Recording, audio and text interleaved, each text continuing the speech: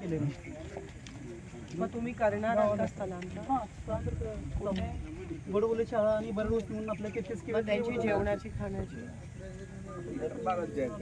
मग मला सांगा काय मदत किंवा चादरी बिदरी काही लागलं तर मला सांगा. आणि माझ्या संपर्कात राहा. तर इथे तिथेच होते आपण इथे का आलो? ते तिथेच्याच मॅडम लय काळजी घेतला एवढं बरं वाटलं. लय काळजी घेतला बरं वाटलं म्हणून.